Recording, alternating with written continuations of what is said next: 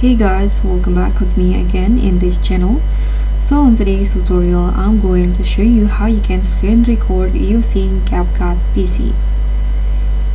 If you want to record your screen directly in CapCut PC, here I'm going to show you step by step on how you can screen record using CapCut PC, and it's perfect for making tutorials, gameplay clips, or demo videos easily.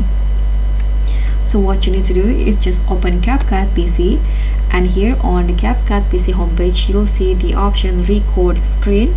So you can click on that feature and this will be open. As you guys can see, this like the size of the screen that you want to record. You can adjust it by dragging it like this. You can make it square, you can make it small, you can make it the whole screen or full screen like before. You can just drag it just like this, and then here you can adjust whether you want to turn on the camera if you have it, if you have the webcam, or you use your laptop. You can also choose whether you want the microphone on or off by clicking on these buttons right here.